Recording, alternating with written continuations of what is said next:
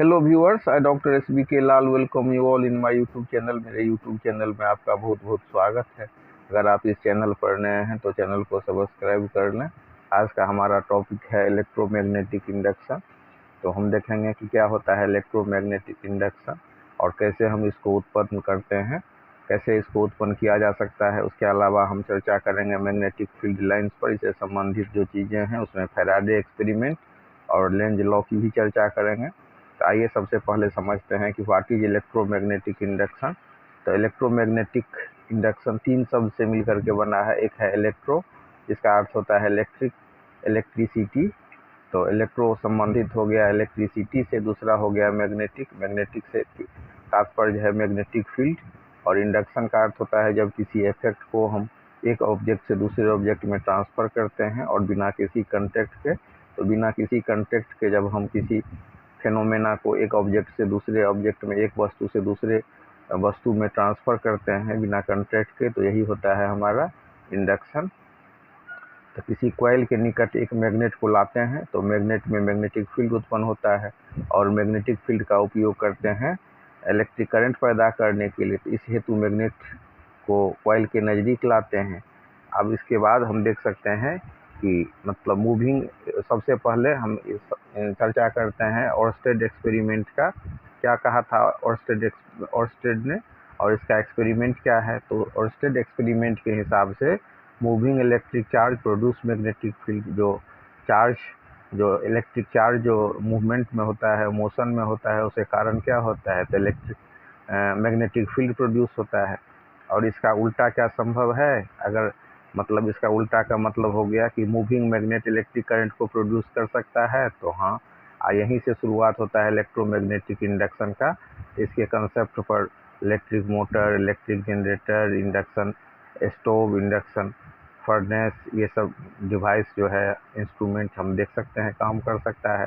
तो electromagnetic induction को अगर डिफाइन करने की बात हो तो हम कह सकते हैं the phenomenon in which electric current is generated by varying magnetic field is called electromagnetic induction. इस तरह से हम इसको समझ सकते हैं। अब आइए चर्चा कर लेते हैं मैग्नेटिक फील्ड का। तो मैग्नेटिक फील्ड को परिभाषित किया गया है the total number of magnetic field lines passing through an area is called magnetic flux. यहाँ पर हम एक एरिया लेते हैं, इससे हम मैग्नेटिक फील्ड लाइन को पास करा रहे होते हैं।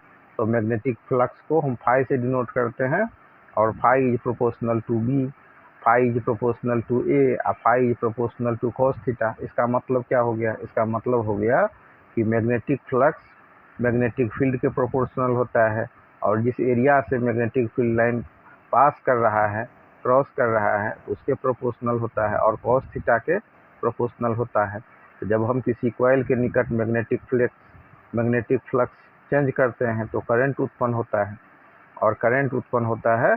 तो यहीं पर इसको हम लिखेंगे, ये करंट किसके प्रोपोर्शनल होता है, ये करंट प्रोपोर्शनल होता है बी के, ये प्रोपोर्शनल होता है ए के और ये प्रोपोर्शनल होता है कॉस थीटा के। तो इस तरह से अगर तीनों को कंबाइंड कर दें तो हो जाएगा फाई बराबर B A cos theta, phi proportional to B A cos theta.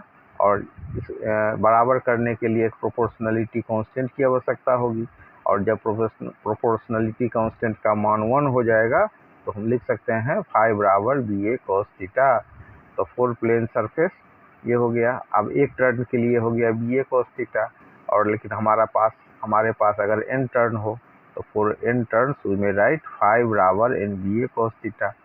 तो हमको ध्यान में रखना है कि change in magnetic flux is responsible for production of electric current.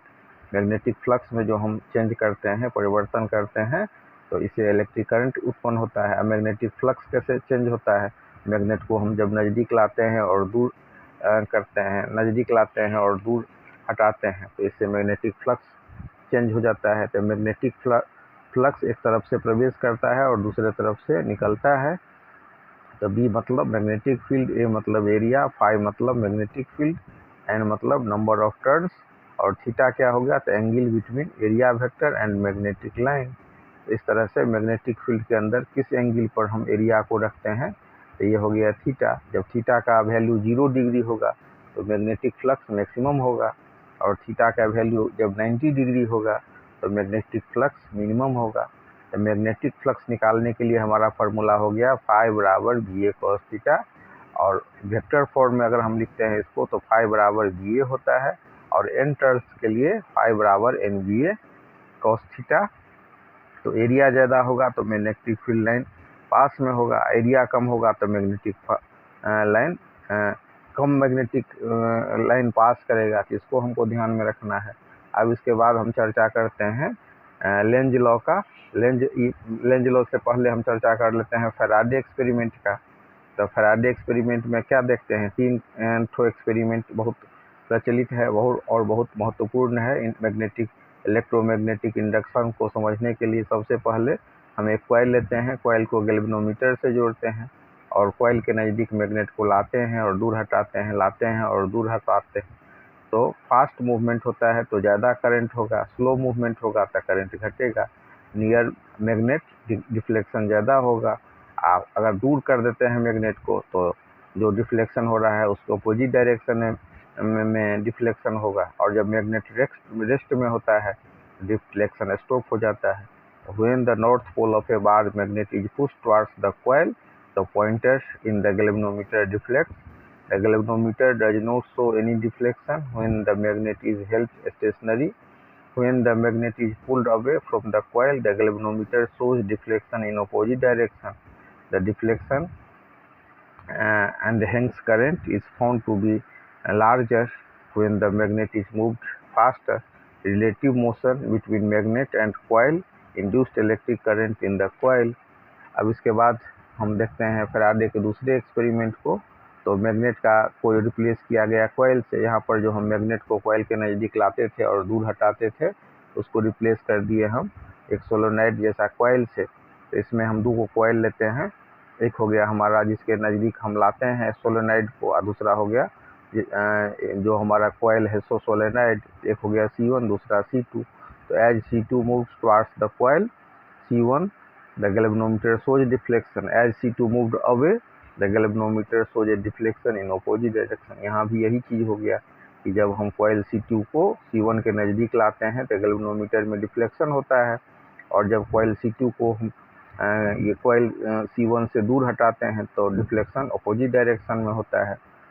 और इसके बाद तीसरा एक्सपेरिमेंट है उसमें भी हम एक कॉइल लेते हैं और एक सोलोनाइड लेते हैं और उसको हम बैटरी से जोड़ देते हैं, और बैटरी को स्विच से, तो स्विच को ऑफ करते हैं, ऑन करते हैं।